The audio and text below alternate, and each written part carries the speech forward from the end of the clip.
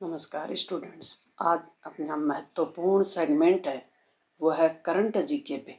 और current GK 2025 का भर्तियों का वर्ष है, भर्तियों का मेला लगा हुआ है। बस आपको मेहनत करनी है और आगे बढ़ना है, सिलेक्शन आपका पक्का है। प्रश्न हम आज करने वाले हैं करंट अफेयर के।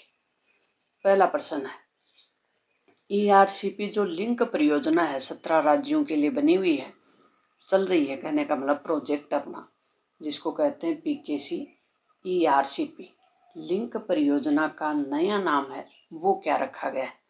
राम जल सेतु लिंक प्रोजेक्ट, या फिर राम सेतु कैनल प्रोजेक्ट, या राजस्थान जल लिंक प्रोजेक्ट, या ईस्टर्न राजस्थान वाटर लिंक है। तो क्या रखा है? राम जल सेतु लिंक प्रोजेक्ट, ये नाम रखा गया है। नेक्स्ट प्रश्न है अपना, राम जल सेतु प्रोजेक्ट जो लिंक प्रोजेक्ट है, जिसको पहले PKC ERCP कहते हैं, ये कितने हेक्टर में सिंचाई करेगा, लाने का लक्ष्य है। कहने का मतलब ये जो परियोजना है इससे कितने हेक्टर तक सिंचाई सुविधा प्राप्त होगी वो बताना। तो 2.2 लाख हेक्टर, या 1.5 लाख हेक्टर, या 3.5 लाख हेक्टर, या 4.5 लाख हेक्टर। तो कितनी है? 2.2 लाख हेक्टर में सिंचाई का लक्ष्य इस प्रोजेक्ट का है। नेक्स्ट प्रश्न है वो है, राम जल सेतु प्रोजेक्ट है, ये कितनी आबादी को पेयजल मिलने की संभावना है? इस प्रोजेक्ट से कितनी आबादी को पेयजल उपलब्ध होगा? कहने का मतलब ये है 2 करोड़ है कि 3.25 करोड़ है कि 4 करोड़ है कि 5 करोड़ है। तो 3.25 करोड़, 3.25 करोड़ आबादी, मतलब लोग, कितने लोगों तक ये पेयजल प्रोजेक्ट है वो लाभान्वित करेगा, कितने लोगों को? 3.25 करोड़। 17 जिलों की ये योजना है। ERCP लिंक परियोजना से राजस्थान है उसको कितनी मात्रा में पानी मिलने की घोषणा की गई है, ये MCM में बतानी है। तो कितनी की गई है? 3,510 MC में, 3,677 MC में, और 4,102 MCM, 3,200 MCM। कितनी है? 3,677 MCM। पहले ये की थी, लेकिन अब ये 3,677। PKC ERCP जो प्रोजेक्ट है अपना, जिसका नया नाम है राम जल सेतु, और इस परियोजना के लिए राजस्थान सरकार ने कितनी जमीन वन विभाग को आवंटित की है? 4.27 हेक्टर है। दूसरा ऑप्शन है 1,102.72 हेक्टर है, या 362 हेक्टर है, या 28 हेक्टर है। कितनी है? 1,102.72 हेक्टर ये जमीन आवंटित की है वन विभाग ने। NGT जिसका पूरा नाम है राष्ट्रीय हरित अधिकरण, NGT का पूरा नाम है राष्ट्रीय हरित मतलब ग्रीन, नेशनल ग्रीन ट्रिब्यूनल यानी हरित अधिकरण ने चंबल नदी अवैध खनन पर अतिक्रमण पर नियंत्रण हेतु राजस्थान सरकार को निर्देश दिया है। ये पर्यावरण की रक्षा के लिए काम करने वाली संस्था है NGT, जिसको बोलते हैं नेशनल लेवल की। इसने चंबल नदी में जो अवैध खनन हो रहा है उस पर नियंत्रण करने के लिए राजस्थान सरकार को निर्देश दिए। इनमें से कौन से जिले हैं, इनमें से कौन से जिलों के कलेक्टरों को इसकी मॉनिटरिंग की जिम्मेदारी दी गई है? जयपुर उदयपुर कोटा है, या कोटा करौली धौलपुर है, या पाली सवाई माधोपुर दौसा है, जालौर भीलवाड़ा ये तो हो ही नहीं सकते क्योंकि इधर तो है ही नहीं। तो क्या कोटा, करौली और सवाई माधोपुर, इन जिलों के कलेक्टरों को मॉनिटरिंग के निर्देश दिए NGT ने। एनजीटी ने चंबल नदी के किनारे अवैध खनन और समस्या को रोकने हेतु कौन सी कार्रवाई राज्य सरकार से अपेक्षित की है कि राज्य सरकार ऐसा करे, ऐसी उम्मीद की है। तो एक समिति बनाए, पैनल बनाए राज्य सरकार, और ये जो चंबल नदी में अवैध खनन हो रहा है इसको रोकने का प्रयास करे।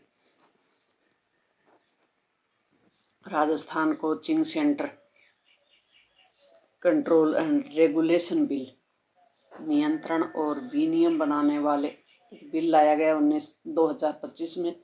तो इसको क्रियान्वित करने में कौन से महत्वपूर्ण प्रावधान हैं? तो इसमें सभी कोचिंग केंद्रों को बंद करना नहीं, 50 या उससे अधिक छात्रों वाले कोचिंग केंद्रों को पंजीकरण अनिवार्य, केवल ऑनलाइन कोचिंग को मान्यता, कोचिंग केंद्रों को स्वायत्ता छोड़ना। तो ये 50 से अधिक अगर स्टूडेंट हैं तो उसका पंजीकरण होना जरूरी है। तो प्यारे विद्यार्थियों, कोचिंगों की होड़ की हुई आजकल, जबकि इतनी भीड़ हो गई है शहरों में, और कोचिंगों का भी दोष नहीं है, क्योंकि हर एक बच्चा है वो सेल्फ स्टडी करना ही नहीं चाह रहा। उसके दिमाग में बिठा दिया गया है कि आप कोचिंग करोगे तो ही सिलेक्ट होगे, लेकिन ऐसा संभव नहीं है कि सिर्फ कोचिंग ही सब कुछ करवा रही हो। सेल्फ स्टडी ही इम्पोर्टेंट है, कोचिंग सिर्फ रास्ता दिखाती है। तो आप ऑनलाइन भी कर सकते हैं, कोचिंग तो ऑनलाइन कर लें, फिर अपनी सेल्फ स्टडी करें। जहाँ समझ में नहीं आ रहा ऑनलाइन देख लें। कोचिंगों में भीड़ होगी, शहरों में भीड़ होगी, तो उसके तो परिणाम तो गंभीर ही आएंगे ना। नेक्स्ट प्रश्न है अपना, इस प्रस्तावित कोचिंग केंद्र बिल की स्थिति क्या है? ये बिल लागू हो गया कि नहीं हुआ, पहले लागू हो चुका है, या अभी प्रस्तावित है, विधानमंडल में है, या सुप्रीम कोर्ट ने इसे खारिज कर दिया, इसे केंद्र सरकार ने निरस्त कर दिया। तो अभी ये प्रस्तावित है, विधानमंडल में है। कानून कैसे बनते हैं? अपने चैनल पे डाला हुआ है कि कानून कैसे बनाए जाते हैं, वो नहीं देखा तो आप देख सकते हैं।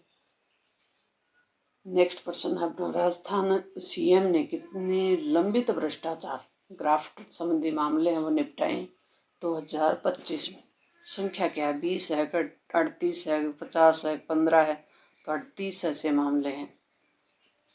नेक्स्ट प्रश्न है, 38 मामलों में कितने आरोपियों को सेवा से हटाया गया है? तो 2 आरोपियों को हटाया गया। राजस्थान मुख्यमंत्री ने कितने मामलों में सेवा लगे अधिकारियों को अभियोजन?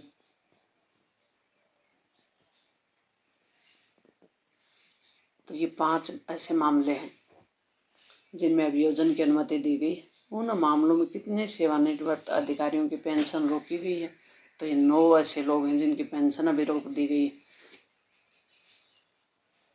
नेक्स्ट प्रश्न है, 2025 में कितने सरकारी कर्मचारियों के खिलाफ अनुशासनात्मक कार्यवाही की स्वीकृति दी गई है? 14 मामले हैं जहां अनुशासनात्मक कार्यवाही की मंजूरी दी है। 14 मामलों में कितनी पेंशन रोकने का निर्णय किया गया? 4।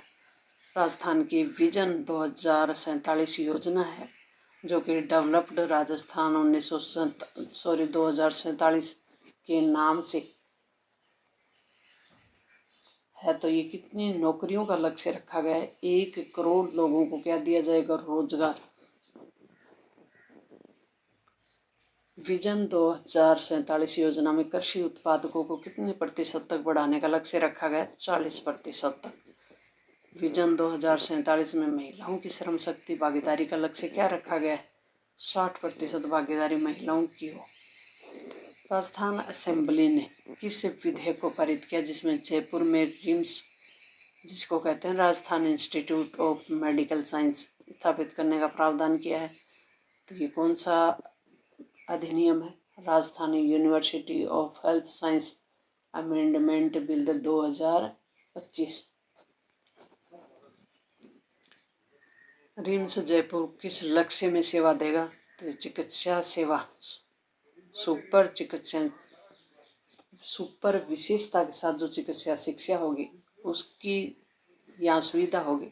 कहने का मतलब सुपर विशेषता सेवा प्रदान करना और शिक्षा में अनुसंधान करना। नेक्स्ट है, राजस्थान सरकार ने आरटीआई अनुरोध को किस कारण से खारिज किया? जो कि ERCP समझौते संबंधित जानकारी मांगता था तो उसको राष्ट्रीय सुरक्षा, संप्रभुता और आर्थिक हितों का हवाला देकर RTI सूचना नहीं दी गई। RTI क्या आपको ध्यान है ना, राइट टू इंफॉर्मेशन, सूचना मांगने का अधिकार। तो इस ERCP जो कि अपनी राम जल सेतु परियोजना है ना, उससे संबंधित किसी ने RTI लगाई तो उसको RTI का उत्तर नहीं दिया। इसका मतलब ये है, क्यों नहीं दिया? हवाला दिया गया कि राष्ट्रीय सुरक्षा का मामला है, संप्रभुता का मामला है, आर्थिक हितों का मामला है। नेक्स्ट प्रश्न है कि यूनियन बजट 2025 में ERCP परियोजना हेतु केंद्र सरकार धन के प्रावधान पे क्या प्रावधान किया गया? धन का पूर्ण फंडित घोषित की गई है या कोई विशेष धनराशि नहीं दी गई है, मौन रही है सरकार, या 50% राशि या परियोजना को केंद्र सरकार ने निरस्त कर दिया, तो कोई विशेष धनराशि इसमें नहीं दी गई है। नेक्स्ट है राजस्थान में NGT बताया ना आपको, कोई क्या, नेशनल ग्रीन टेरिटरी, तो ये नाहरगढ़ वाइल्ड फायर सेंचुरी है जो कि जयपुर में है, जिसको नाहरगढ़ वन्य अभ्यारण्य कहते हैं। इसके संबंध में अधिकारी को की जवाबदेही तय करने को कहा है। मुख्य वन्य जीव वार्डन, अधीक्षक, मुख्य वन संरक्षक या मुख्य वन्य जीव वार्डन या राज्य मंत्री। तो मुख्य वन्य जीव जो वार्डन है उनसे संबंधित जवाबदेही तय की ताकि अतिक्रमण ना हो और वन्य जीवों की सुरक्षा पर किसी प्रकार की आंच ना आए। राजस्थान में छत्तीसगढ़ सरकार की कार्रवाई से जुड़े विवाद में सुप्रीम कोर्ट ने राज्य सरकार पर लगे कितने करोड़ रुपए के जुर्माने पर स्थगन यानी स्टे दिया है? तो 500 करोड़ है या 746.88 करोड़ है या 600 करोड़ है या 800 करोड़ है? तो 7.46.88 करोड़ का जुर्माना। नेक्स्ट और अंतिम प्रश्न है अपना, अनुमानित रूप से 2025 में राजस्थान में डेंगू मामले में कितने प्रतिशत वृद्धि देखी गई? 10%, 15% या 22%? कौन सा प्रतिशत है? या 30%? तो लगभग 22% इसमें मामले की वृद्धि देखी गई है। तो अपने वेरी मोस्ट इम्पोर्टेंट प्रश्न थे, करंट GK के थे। इस प्रकार के कंटेंट के लिए आप अपने चैनल से जुड़ जाएं।